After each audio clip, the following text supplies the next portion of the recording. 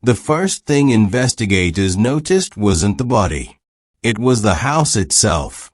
Every vent had been sealed from the inside, lead with plastic, foam, and tape, as if airflow itself had become a threat. Walls were padded in places not for comfort, but for silence. Wires ran along baseboards and door frames, connected to makeshift alarms designed to detect movement, sound, or intrusion that no one else could see.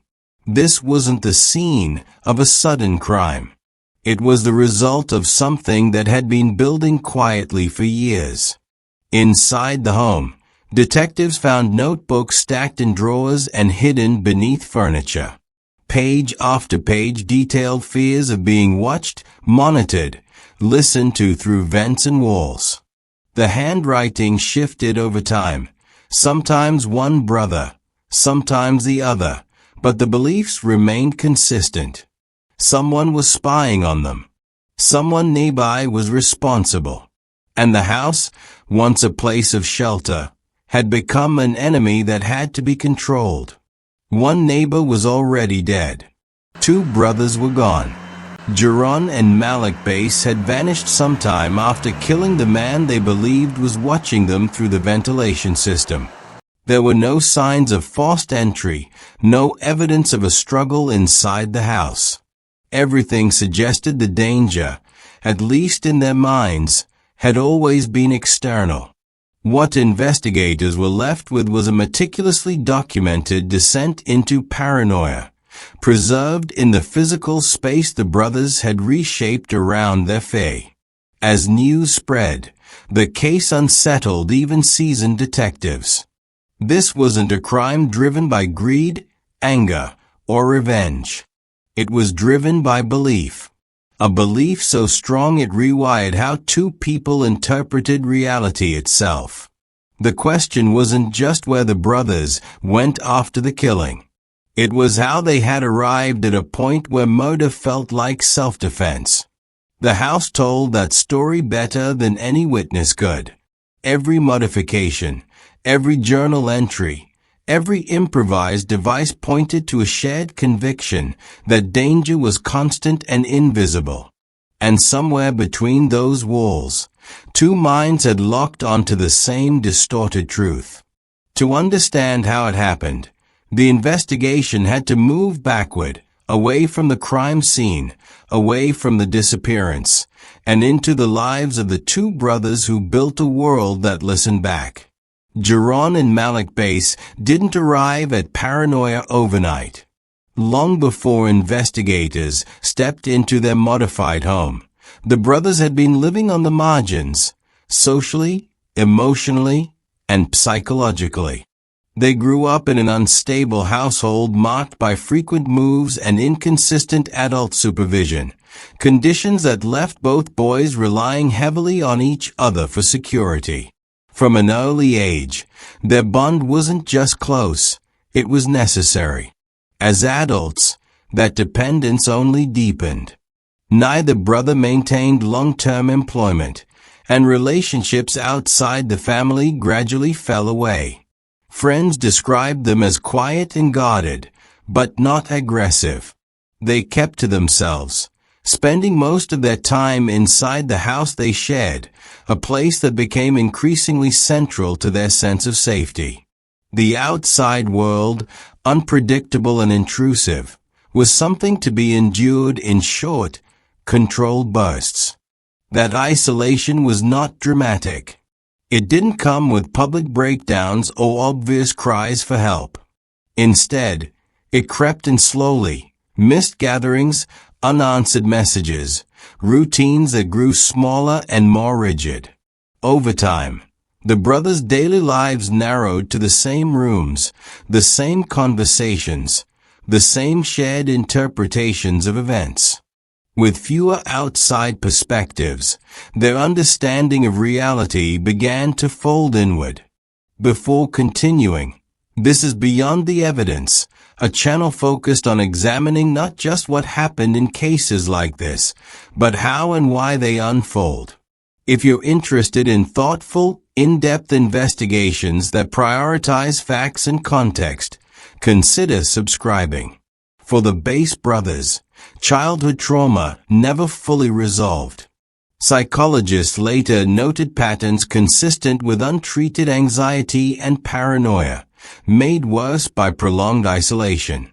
Without intervention or contradiction, small suspicions had room to grow. Ordinary noises became suspicious. Coincidences felt intentional. And gradually, the house they rarely left became both refuge and echo chamber. By the time neighbors noticed anything was wrong, the brothers' world was already sealed off. What appeared from the outside as simple reclusiveness was, internally, the foundation of something far more dangerous, an isolated system where fear could circulate freely, unchecked by reality. To understand how the Bass Brothers' fears escalated, investigators and psychologists focused on the relationship at the center of it all. Jaron and Malik did not simply live together, they functioned as a unit. Decisions were made jointly, routines were synchronized, and over time, their emotional boundaries blurred. Where one brother's anxiety began, the others often picked up and carried it further. Family members later described their bond as intense but insular. Disagreements with outsiders were common, but conflict between the brothers was rare. Instead of challenging each other's worries, they reinforced them. A strange noise wasn't dismissed, it was analyzed. A passing comment wasn't forgotten, it was revisited. Each fear gained credibility because it was shared. This dynamic created a feedback loop. As the brothers withdrew further from friends and relatives, they lost external reference points that might have corrected their assumptions. Without those voices, the brothers became each other's primary source of truth.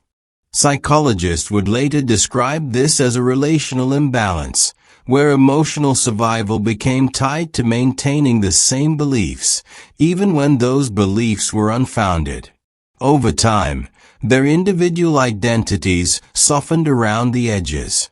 The journals found in the house reflected this shift, often using collective language rather than personal perspective. Thoughts were no longer owned by one brother or the other, they belonged to both. Fear became communal, and so did certainty. In that environment, doubt had little space to exist. Questioning the shared reality risked destabilizing the bond that held their lives together. So the fears went unchallenged, growing more detailed, more structured, and more convincing. What emerged wasn't simply paranoia in two people, but a single, reinforced worldview. Two minds operating inside the same distorted reality. The shift from generalized fear to focused paranoia did not happen all at once. At first, the brothers' concerns were vague and difficult to articulate, an uneasy sense that something inside the house was wrong. Ordinary sounds became sources of suspicion, air moving through vents, walls settling, footsteps that could not be traced. Instead of fading, these sensations began to repeat, reinforcing the idea that they were being observed. According to the journals later recovered, the brothers started mapping these disturbances. They recorded times, locations, and perceived patterns, searching for meaning in what most would dismiss as background noise. This was the first clear warning sign. The fears were no longer fleeting thoughts. They were being documented, analyzed, and treated as evidence. Gradually, the belief took shape. The ventilation system became central to their anxiety, imagined as a hidden channel through which someone nearby could listen. The suspicion did not yet have a face, but it had direction. The brothers altered their behavior in response, covering vents, adjusting their schedules, limiting movement inside the house. These changes seemed practical to them, even necessary. Neighbors noticed subtle changes. The brothers appeared more watchful, less communicative. They stopped lingering outside and avoided casual interaction. Still, nothing about their behavior suggested violence. To outsiders, it looked like heightened anxiety, not impending danger. What made this period critical was not a single event, but the absence of interruption. No one challenged the assumptions taking root. No professional intervention occurred. Within the sealed environment of their home, fear had found its first structure. And once the brothers believed the threat was real, the search for its source became inevitable. Once the brothers became convinced they were being monitored, their efforts shifted from defense to identification. The idea that someone was listening through the vents demanded a source, and slowly, their suspicion narrowed. The neighbor's proximity, routine movements, and perceived familiarity with the building placed him at the center of their fear. In their shared reality, coincidence transformed into confirmation. The modifications to the house intensified. Additional soundproofing went up. Alarms were refined and repositioned. The journals reflected a growing urgency, with entries describing surveillance as constant and deliberate. What began as fear now carried a sense of imminent threat. The brothers believed the situation was escalating, even if nothing in the external world supported that conclusion. Psychologists later noted a critical shift during this period. The brothers no longer described themselves as anxious or uncertain. They described themselves as targeted. In their minds, inaction became dangerous. The belief that they were under attack reframed everything that followed as necessity rather than choice. The killing itself unfolded quickly. Investigators found no evidence of prolonged planning or sadistic intent. There were no threats made to the victim, no attempt to conceal the act beyond leaving the scene. The crime appeared reactive, driven by fear rather than anger or profit. To the brothers, it was an act of self-preservation. Afterward, the house fell silent. The neighbor was dead, and the perceived threat, at least temporarily, had been addressed. But whatever clarity the brothers expected did not arrive. Instead, their actions created a new reality, one in which they could no longer remain. Sometime shortly after the killing, Jaron and Malik Base disappeared, leaving behind the only record of how a shared delusion had crossed the line into irreversible harm. The aftermath of the killing was defined not by chaos, but by absence. When authorities arrived, the Base brothers were already gone. There were no signs of forced escape, no hurried packing, no clear indication of where they had gone or how long they had been gone. The house remained sealed and intact, as if its occupants had simply stepped out and never returned. Neighbors struggled to make sense of what had happened. The victim was known, familiar, and unremarkable in a way that made the crime harder to process. There had been no public disputes, no visible tension. The idea that he had been perceived as a threat came as a shock, leaving the community searching for explanations that did not exist in plain view. Inside the house, investigators documented everything the brothers left behind. The alarms were still in place. The soundproofing remained undisturbed. The journals stopped abruptly, their final entries reflecting fear but not resolution. It was as if the narrative simply cut off mid-thought, offering no insight into what the brothers believed after the killing, or whether their sense of danger had shifted at all. Public attention followed quickly.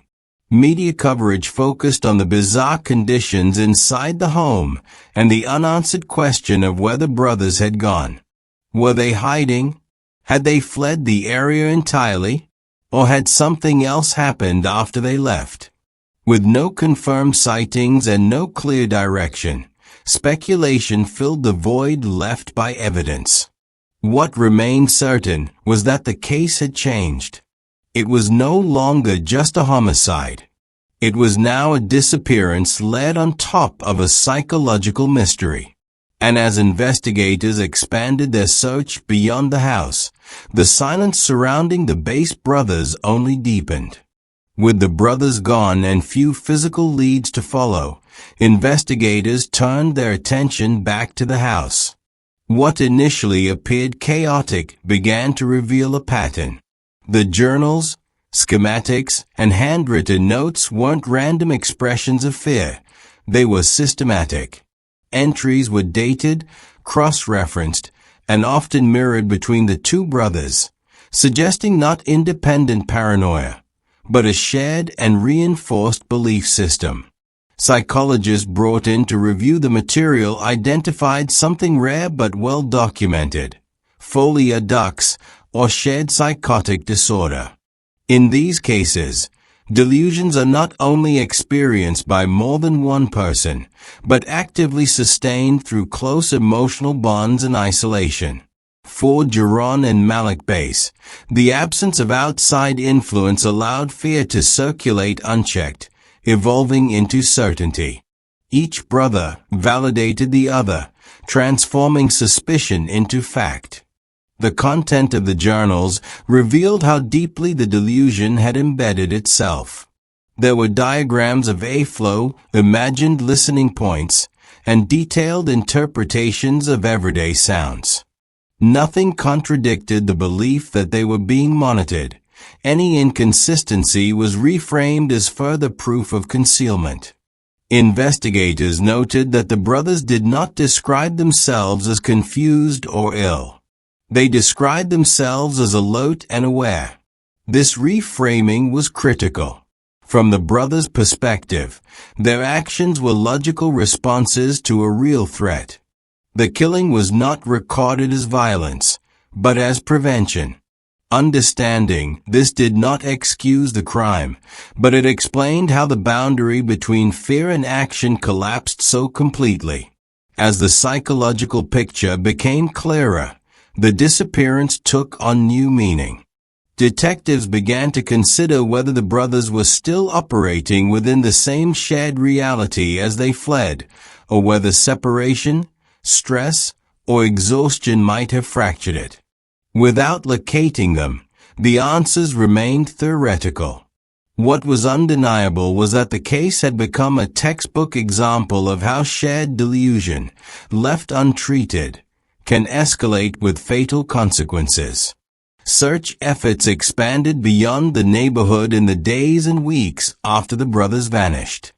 Detectives traced Jaron and Malik Bass to abandoned rail yards and industrial corridors on the edge of the city, places defined by transience and concealment. Security footage placed them there briefly, moving together, carrying little, before they disappeared from view entirely. Despite extensive searches, no further trace was found. No confirmed sightings followed. No financial activity surfaced. It was as if the brothers had stepped out of the documented world. Over time, active search operations slowed, shifting from urgency to maintenance, with the case remaining open but static. For the victim's family, the absence of resolution compounded the loss.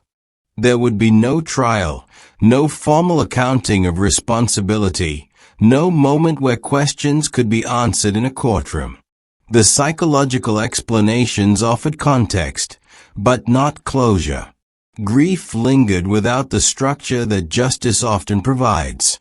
The case settled into a different category, one discussed in training rooms and psychology courses rather than court records. It became a reference point for how untreated mental illness and isolation can intersect with violence, and how easily warning signs can be missed when they unfold behind closed doors. Years later, the outcome remains the same. One man is dead. Two brothers are missing. And the system designed to provide answers was left with a story that simply stopped, unresolved, leaving consequences that continue without an ending. The case of Jaron and Malik Base resists a clean conclusion because it forces uncomfortable questions. It challenges the assumption that danger always announces itself clearly, or that violence is born only from cruelty or intent. Here, the most destructive force was belief, shed, reinforced, and left to grow in isolation until it reshaped reality itself. Psychologists point to this case as a reminder that delusion does not always look chaotic or erratic.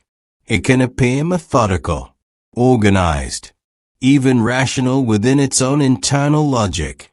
The Base brothers did not see themselves as aggressors. They believed they were responding to a threat that never existed, and in doing so, they crossed a line that could not be undone. The unanswered disappearance of the brothers adds another layer of unease. Whether they remained together or eventually fractured apart is unknown. What is known is that the conditions that allowed their shared psychosis to develop, trauma, isolation, and mutual reinforcement, are not unique. They exist quietly in many places, often unnoticed until consequences force them into view. This case remains a warning, not just about mental illness, but about what happens when fear goes unchallenged and support systems fail. It underscores the importance of intervention, connection, and the willingness to take behavioral changes seriously, even when they seem benign. As the story ends without resolution, it leaves the audience with responsibility rather than answers. How many warning signs are overlooked because they unfold privately? At what point does belief stop being personal and become dangerous? Those questions remain open long after the house fell silent.